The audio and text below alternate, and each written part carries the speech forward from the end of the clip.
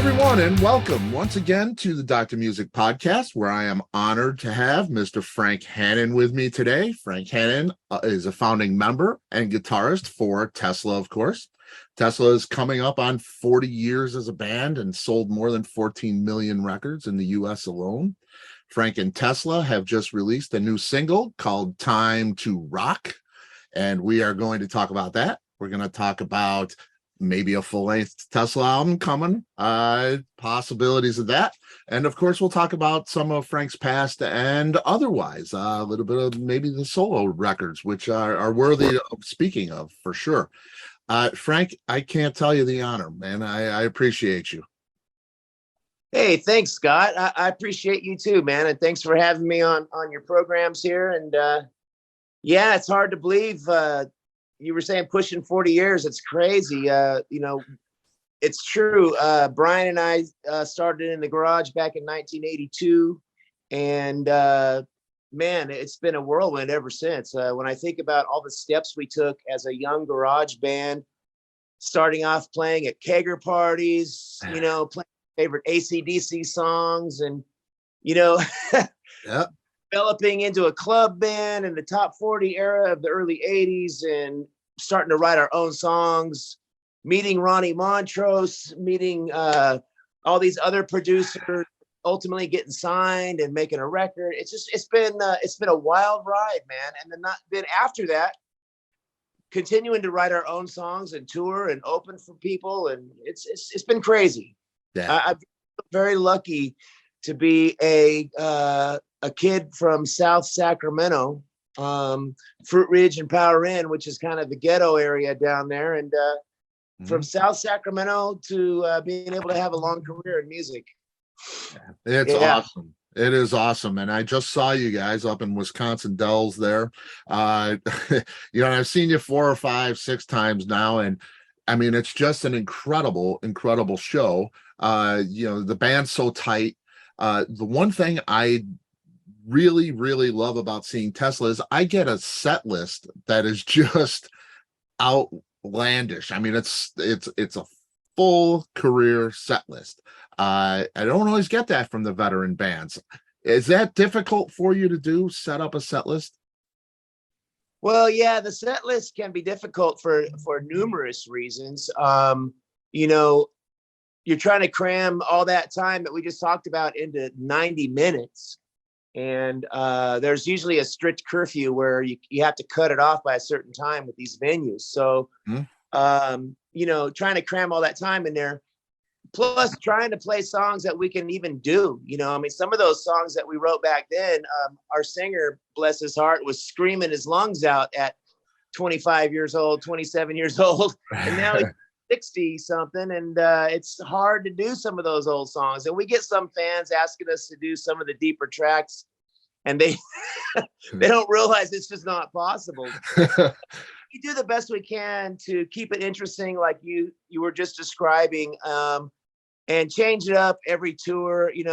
I keep a record of what we played in a certain city the previous tour.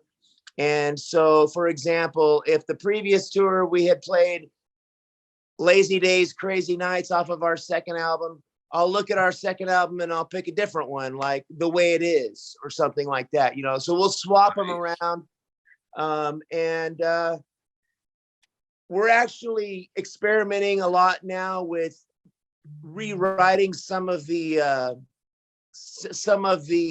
chord changes into different keys, and it's made it a lot of fun creatively to experiment with some of those older songs and putting them in different keys, like learning the guitar parts instead of being in A, now it's in G. So how am I going to do it? So right. Music is an ever evolving learning curve constantly. And that's what I love about music and playing guitar and being in a band like Tesla. And, we're always challenging ourselves to do that. Yeah. And it's a sensational show. It's so satisfying. It really, really is. Because there are bands, and I'll use Def Leppard and Phil and of course produce the last record. you know, they don't play the first two records. You know, and I understand that. You know, they have grown, maybe they don't appreciate it as much, or you know, they feel like that's not who they are, or you know, I love those two records. Those are my favorite Def Leppard records. You know, so Yeah, you know, I heard Joe say that, you know, the guitar players that are in the band now, Vivian and Phil, weren't even on those first two records. So right, I think maybe that might have something to do with it. But sure.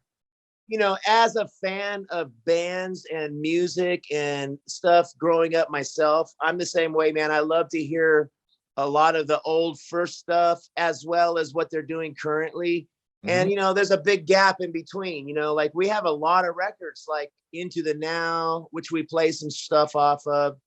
Forevermore. On this tour, we're not touching anything on that. We did do Breaking Free off of Forevermore for the past 4 years. We're, you know, but as a fan of a band, like if I go to an Aerosmith concert, man, I love it when they play Lord of the Thighs or Mama Kin or you know, Moving Out or something, you know, early like that to get a taste of what I grew up with. And you know, we're fans. Tesla members are fans of music ourselves, so we understand how it feels to be a fan. And you know, old songs are a soundtrack to your life. They bring back memories, you know? Yep. And so I know that whenever we play What You Give or even Modern Day Cowboy, it brings people back to 1986 when they were in high school and they remember seeing it on Headbangers Ball or something, you know? Yep. Yep. Totally. You know, seeing you live, seeing the theremin was just awesome, man. You know, it took. Huh? Go ahead. Yeah, it took me back. You know, because you never, you know, everybody thinks of the theremin with a whole lot of love. You know, I mean, that's the rock and roll theremin song. Yeah. You know, and you know, Edison's Medicine's got that theremin in it, and a lot of people don't know what that sound is. And for you to bring it out live and do it like that, it was great, man. I got chills watching you do that, and that was great. I've grown to appreciate it a lot more. You know, when I first did it, I was really excited about it. And then I went through a period of time going, oh, this thing just a bunch of noise. But now I'm really experimenting with playing it. It's a very, there's people that play the theremin like a violin, man. And you have to really control the vibrato with your movements. And, you know, I was watching some scary movies and you know that sound that you hear, the woo. Yeah. Theremin. And so when I do that little thing in the show that you're talking about, I try to get that scary movie kind of sound, you know. It's great, man. I mean, I loved it, man. I mean, and Jeff, I don't know, man. You know, you talk about him getting older, he can't do the things he's done, and I'm, you know, of course. But I don't know, man. I'm listening. The end of the show is the same as the beginning of the show too. The guy is superhuman, man. I don't know how he does that. And I listen to that voice, and it's so rough, and you know, it's so raw. My throat hurts thinking about it. It's great, man. That's just guys that was born with that raspy voice gene in their body. I think Steven Tyler had it. I think Bob Seger had it. You know, there's just some guys that were born with that gene, and he's a natural. Yeah. Oh, yeah. You know, and you know, Brian Johnson, kind of that same thing where, you know, I hear it and I'm like, you know, an hour and a half, 90 minutes or more of this was just brutal. I mean, how does he do it? He just sounds sensational, man. I mean, well, you know who else has that quality that I saw a video of, who's like 78 years old, is John Fogerty, man. Holy cow. I still singing those Creedence songs like he's 25 years old. It's amazing. Yeah, it is. It's so cool. Born with that. Yeah, let's talk about the new stuff. We've got Time to Rock, brand new single. You play that live. It's so Tesla, you know, guitar driven rocker tune, great talk box moments in there, a killer raw unfiltered solo. Is it representative of what we're going to get in the future? Do you have a full-length record ready? What are we looking like there? Well, yes, it's definitely representative of Tesla in the most purest form because I'm producing it as instead of someone else producing it, and we're producing it together as a band, and it's pretty raw. We're keeping it raw. Like I said, there's a learning curve in music, and we've learned a lot of lessons over the years from working with so many different producers and different types of projects. You mentioned the Shock album with Phil Collin. I mean, that was a real collaboration. Phil wrote most of those songs and really put a heavy hand on producing it in a way that was like what he learned from Mutt Lange, you know? So we tried that. Now we're going full circle and doing what we did when I started producing the band on 4-track demo tapes back in the 80s. And that's just capturing it and keeping it raw. And so, you know, we're experimenting. We're going to always try new things. Doesn't mean we won't work with another producer in the future. Doesn't mean we're not going to do this or that. We're going to try all kinds of different things. But we're at a stage right now where we're really excited about the concept of doing it ourselves. Yeah. And cool. Time to Rock and Cold Blue Steel both were recorded right here in my garage. This is my garage here, everyone. You can get a glimpse of it. There's some amps there. There's a mixing board over there. And, you know, that's how we used to do it in the garage. And so Cold Blue Steel and Time to Rock both are done in my garage and keeping it raw and keeping it real. I love it. I love it, man. You know, Cold Blue Steel. I don't think of Tesla as a band that's outwardly socially conscious, let's say. You know, other than, you know, Freedom Slave, stuff like that, maybe, where Cowboy. Yeah. I mean, you know, no, we're a band that really thankfully for our singer Jeff Keith, he's really sensitive about how he writes lyrics and how he sings and to what he sings. You know, we try to always keep our messages and our songs on a positive, uplifting, helpful kind of note. Right. You know, for example, Hang Tough, or, you know, love is all around you. Don't worry, it's going to come back. It'll find a way kind of vibe. And even a song like Modern Day Cowboy is singing about foreign lands and their terrorist demands with their 6 guns by their sides, you know, and the USA, the USSR. But it's not singing it in a preaching way, in a judgmental way. For example, there's a lot of politically motivated bands that I won't say their names because I did in the past and I got in trouble. That are real, you know, mouthy and like try to preach to you about what they think you should be thinking. What we do is we sing about it, and we sing about a view of it in a way that is fair-minded. That's kind of our approach. And Cold Blue Steel is the same way. I mean, on the surface, Cold Blue Steel is obviously talking about the steel of a gun. But then it says, what's to blame? Let's get real. Is it evil intentions with bad intentions, you know? So is it the gun or is it the person? You decide. Yeah, it's I love the way that's written. It, like you say, it is fair to the listener, and I don't feel like I'm being preached to, and that's a good thing for me as a listener. So lyrically, you know, with all of our songs, we've tried to keep that approach. And like I said, Jeff Keith, man, I feel very grateful to have been working with him for so many years. He and I were doing these kinds of things together in my grandma's house back in 1983, 1984, when we did the demos for Modern Day Cowboy. And, you know, so socially aware, we are socially aware, but we tried to present it in a way to make people think and in a way of keeping it positive. And positivity is always a good thing. Believe me. World, man, holy shit. I was flipping through the channels at 3 a.m. last night trying to find something to watch.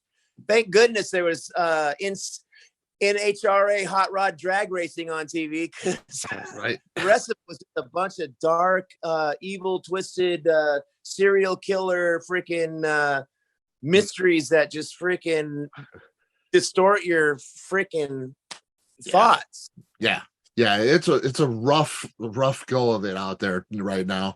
It's hard to find positivity, and we appreciate any positivity you send our way. That's for sure. You mentioned Ronnie Montrose producing the demo, right, for you guys?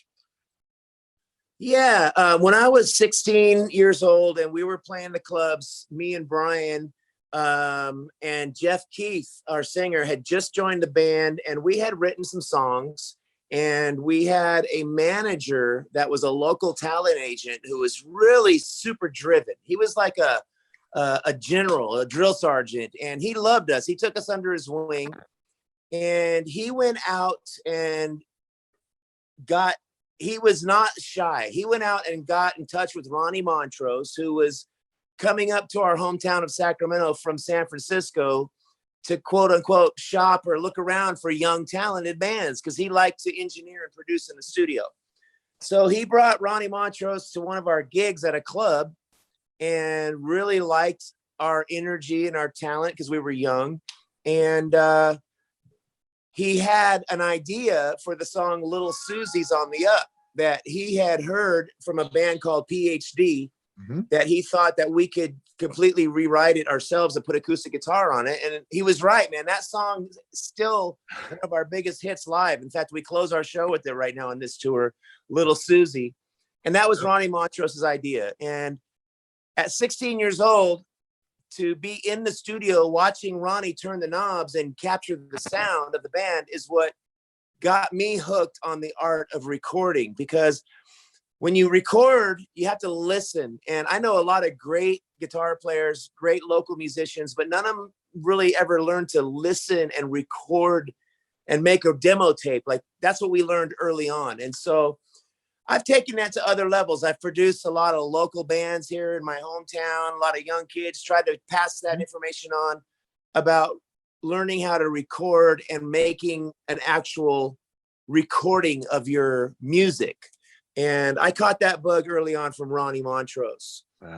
Yeah, that the first Montrose record's probably my favorite record of all time. So Ronnie's a hero of mine. Yeah, and so Ronnie was a hero of ours too, man. It was mind-boggling to be a teenage kid, and and I was very blessed. I would ask Ronnie what I needed to do to be a better guitar player, and he told me early on. He told me to listen and to slow down and play slow with feeling. Don't just, because this is 1984 when everyone was trying to freaking outplay Eddie Van Halen, which was impossible. Guitarist, Ronnie was real tasty, and he would advise me to play more melodically and stuff at an early age. So I didn't fall into that trap of trying to be like every other 80s guitar player of playing too fast and too many notes, Yeah. Now I noticed you got Troy is on leave. You have Steve Brown on drums. Mick Brown's brother, of course. It's fantastic to see him back there. That smile is electric. Tell me, clarify the situation with Troy. Is Steve the permanent drummer in Tesla now? Hey, what I've learned in life is nothing is permanent. Everything runs its course, and we love Steve. We've known Steve forever. He's a local guy in our hometown. Steve also played with Ronnie Montrose. Yep. We love Troy. Troy's been with us for a long time. When Troy joined the band, man, it really took us to another level. He, seasoned musician. He's a phenomenal drummer. Yep. But again, like I said, nothing's permanent. I don't have a crystal ball. I don't know what the future is going to hold, but we're grateful right now that Steve is in that seat and making the shows happen. And I wish the best for Troy, and I wish the best for Steve or any drummer that may come in. Hopefully Steve will be around, and and I just hope Tesla can keep going. But like I said, nothing is permanent. I don't know. There's no timeline on Troy's leave or anything like that. there's no timeline on anything, and everything has a course to run. Yep, absolutely, absolutely. Now you mentioned working with younger bands. I know JT Lux and Austin Moe, and you have, those Red Voodoo guys. You got a whole cache of great players and bands there, just locally. You worked with was it Greg Golden? It's you've got quite a few going there. Are you still doing that? Well, right now I'm not doing that because Tesla is super busy, and I'm just focusing on trying to produce and record new songs with Tesla and Jeff Keith, our singer, and the touring with Tesla. I'll always have a desire to work with other musicians in the studio, because like I said, it's a bug that I caught when I was a kid. Going back into the early days, I had done some demos in my studio for a band called the Deftones. You ever heard of them? Oh yeah. They ended up making it real big. There was a band in New York that I found that I took to LA and got them signed, and unfortunately that didn't work out. But right now I'm not having the time or energy to work with other artists at this time, because I'm learning that another thing I'm learning is that there's only so much time in the day, and between Tesla and my family, it's occupying everything. Yeah. And it's grueling to be out on the road. I know it is. I have a podcast as well called the Far Out Podcast. Yeah. And if people out there that are watching this, if you haven't heard it, there's like over 20 episodes. They're really interesting. Even though they're a couple years old now, you can go back and check them out. It's called the Far Out Podcast. And again, that was taking a lot of time because I was in the studio editing and producing it. And I'd like to get back to that again someday. That was a lot of fun. Yeah, I was going to ask you about that because, obviously that's an interest of mine. And it's great that you do that. We get to hear a little bit of your take on things, which is always great. You hope to do that? No plans on doing that. Like what you're doing right now, when you're interviewing somebody and you're on the other side of the questions, it's pretty fun, and it's interesting to have conversations and where they end up going. One of the interesting conversations I had on my podcast was with Jesse James Dupree. He was actually my first episode I did about making whiskey and making beer and Jackal and what they're doing. And I was on his bus with my little tape recorder, and total beginner rookie move, man. I'm interviewing him, and about halfway through it, I look down and the red light blinking. I'm like, oh man, I missed half of this interview. So I had to start it over again. But Jesse's quite the talker. So yeah, but I'd like to get back to that eventually. And I'll get back to producing some other artists again. But right now, man, it's not in the cards. Yeah. And that's good to hear as a Tesla fan, because you're all in with Tesla, and that's great. We're going to get some more music. I don't want to spread myself too thin. And to answer your question about Tesla having a full-length album, like I said, nothing is out of the question. We have 2 brand new songs now. We are working on a new one that's more on the ballad side. So we've had 2 rockers, Cold Blue Steel, Time to Rock. Now this next one we're working on is a ballad. So, we're going to have those 3. Brian, our bass player and my partner, he's got some interesting ideas for album. What is it called? Vinyl, the album vinyl day, record store day. Yes. And we've got a Queen song that we're looking at possibly remaking. And so we got a lot of ideas and things that are really exciting because, again, we're independent and we're doing it ourselves. We don't have to rely on anybody anymore. It's great, man. It's really great. And speaking of Cold Blue Steel and Time to Rock, you can find Tesla doing those live, and they're sensational live. They're really great. Thanks. Yeah, I do want to say we have a video that we shot for Time to Rock. It's an in-concert video. We shot it in our hometown, and we're going to get ready to put out a countdown for the YouTube premiere of that. It'll be next week. I'm not sure when our thing here is going to be put out, but the release date for Time to Rock for the digital audio that I recorded here in the garage is going to be August 5th, I believe. And a couple of places have already spun it. Eddie Trunk has played it. Ron Keel has played it. Yes. But the video and that audio are going to come out in August, and there's going to be a countdown, and we're going to have a live chat interaction with the fans. So everyone, please stay tuned for those details that are going to be coming out on our social media, TeslaTheBand.com, Tesla the Band, Instagram, Facebook, all of that stuff. Yeah, we will definitely get the word out. That sounds great, man. Now I heard you are writing a book. I wanted to ask you about that. I know Brian wrote a book. What's your book gonna look like? Is it your upbringing, stories from the road, a little more technical, instructional, maybe? Which direction are you gonna go? Maybe all of those. Well, yeah, probably a little bit of all of those. Right now, the book that I've been conceptualizing in my mind, I have a couple different concepts. One of them is about the word cowboy and our song Modern Day Cowboy. And there's a part of my life that I did where I was doing a lot of work with horses and cattle and going on these cowboy trips in New Mexico with a legendary cowboy named Bill Riddle, who's a Hall of Fame horse trainer. And I had to take a crash course in my horsemanship. And but the word cowboy is really overused in American culture by everybody. Everybody's a cowboy, it seems like. Right. So I wanted to do something that talks about the spirit of being a cowboy and what that means. You don't actually have to be a cowboy to be a cowboy, obviously, because even Bon Jovi says, "I'm a cowboy." Yeah. Right? It's that spirit of work ethic and hard work and survival.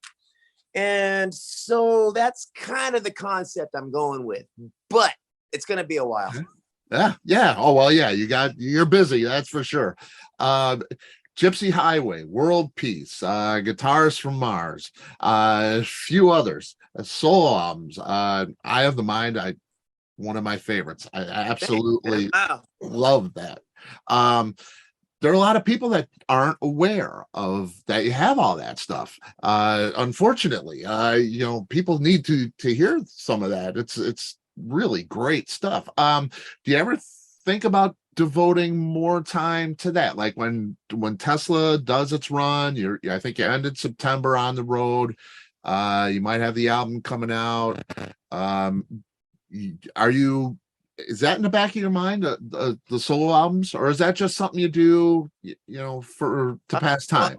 What you're saying, man, and thank you a lot for most people I talk to don't even know half of those titles that you just mentioned. Yeah, so, I know that's the unfortunate thing. Yeah. I Have the Mind is a song that I'm really proud of. Another album that I did is called Six String Soldiers. It has some of my favorite guitar players on there: Dickie Betts, Pat Travers, Rick Gehringer did a guest appearance on it. And I worked with Jeff Sandoval and Mike Ariza, these talented guys from New Mexico. Gypsy Highway is a very personal album where it was more singer-songwriter. A lot of these things that I was exploring throughout my youth. Guitars from Mars was more of a fusion, psychedelic type of album. One of the songs that I'm really proud of is called Never Slowing Down, and it's a single. And I shot a video for it in San Francisco on Haight-Ashbury during a hippie festival, and I ended up on the Golden Gate Bridge playing guitar. And that song Never Slowing Down is pretty autobiographical of all of this music and Tesla and these solo albums and all that stuff. I was never slowing down, man. I was just going and going and going and going. Yeah. Right now, I'm slowing down a little bit and spending time with my family. And when there's really going to be some time when Tesla is definitely going to go on a hiatus for a while, I might try to put a band together and do some live dates. But one thing that people don't realize is putting a band together of guys or gals or whoever you got, people, it's very difficult to keep them motivated and as motivated as I am, and but at the same time interested in doing something when I have to leave again and go do Tesla, and then it's gone for 6 months. Right. And a lot of the musicians that I've worked with have come and gone and do other things, and unfortunately, some of them have passed away.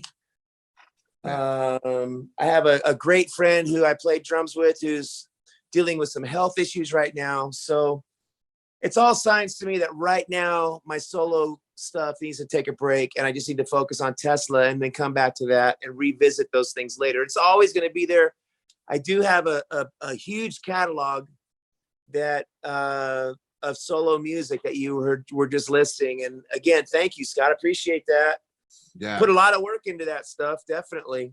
Oh, it shows for sure. It's great. It's a great listen. Everybody should hear it for sure. Well, thank you, man. A lot of people haven't heard it, and you know, it's there's a lot of it and a lot of different styles that I've experimented with. But as a guitarist that's in a band, it's difficult for that guitarist that's been in a band to get heard outside of that band. I don't know what it is. I mean, Keith Richards has solo albums. Yeah. You know, Jerry, even Neil Sean of Journey has some solo albums, you know, but you don't really ever hear them because people focus on Journey. Yes. So it's the same thing with me and Tesla. I have a lot of material and creative stuff that I put out there that I'm very proud of.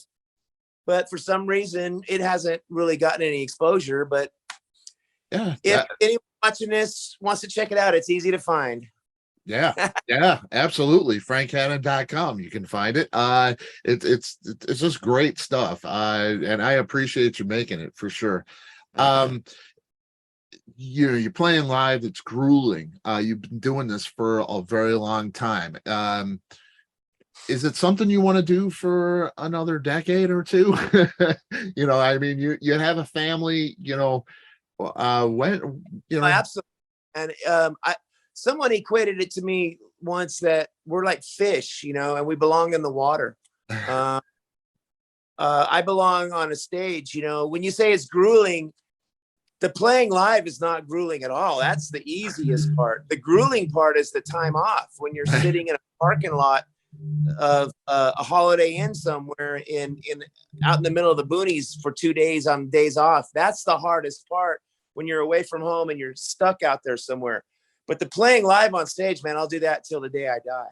Yeah. That's great to hear. It's really great to hear. You got Patrick on the road. I see the videos. That's so cool. It's awesome. You know, I got a cat and a dog here. My pets are everything. Love it. They're part of the family. He was a gift from God, man. He just wandered in my yard. The poor guy, the poor dog. I found out his history. He was homeless. He was starving. The animal control couldn't catch him. And he wandered into my backyard. It was just sitting there staring at my house. And I looked out the window and I went out there, and he and I just connected, man. He's a good luck charm that God gave me, man. He's been such a sweet addition to our family. And how awesome is that? You know, and I see, you know, the videos on Instagram and stuff, and it warms my heart to see that, man. It's that dog will sit there, man, and he'll just stare. He'll just stare. And he doesn't have to say a word. He and I will just stare at each other and smile. It's really been warmed my heart, man. He's been a better blessing to me. You know, I needed him more than he needed me, I think. Yeah, it's pretty awesome. It's pretty awesome. Is there something you've always wanted to do, you know, away from Tesla in your life that you haven't had a chance? I mean, I look at Tesla and your history and everything and how busy you are.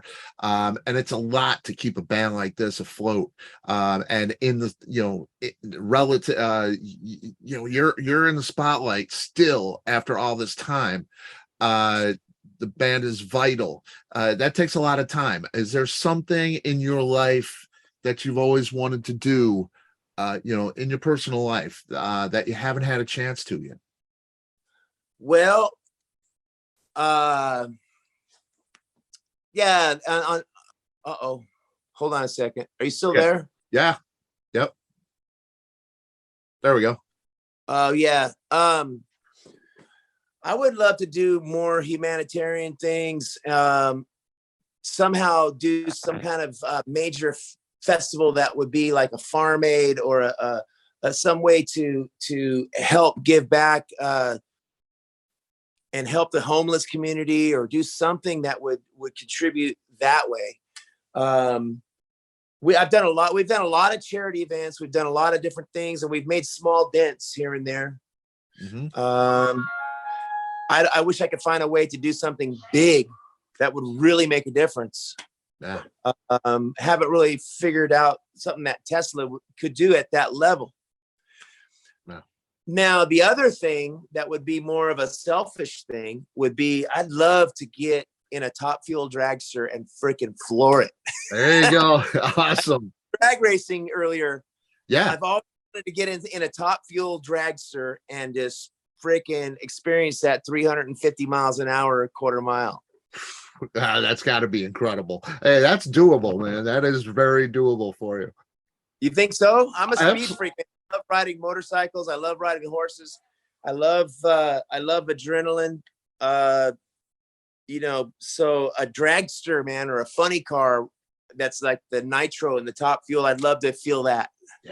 Yeah, absolutely. We got to work on that, man. And you mentioned that humanitarian part, and you are an ambassador to Guitars for Vets. And yes, I want to draw attention to that for sure. That is a great organization. Things you do for vets. Put guitars. Yeah, Guitars, the number 4 vets, and we've done a lot of stuff with them, and putting guitars in our veterans' hands and helping them with their PTSD and different stuff like that. It's been a great cause. Yeah, that's great. And any information, you can go to TeslaTheBand.com, FrankHannon.com. You're on the road until September 22nd. I think it's your last date on the road. We're getting more Tesla music. For tour dates, visit Tesla online, TeslaTheBand.com. Frank, I can't tell you what a thrill this is, man. I appreciate you. It's an absolute honor, man. Right on, man. I appreciate being on All Music and whatever other programs you got, Scott. Appreciate it. And I'll play you out with a little lick. Woo! Yes, I love it, man. Frank, love you, buddy. Thank you so much. Thank you. All right, take care.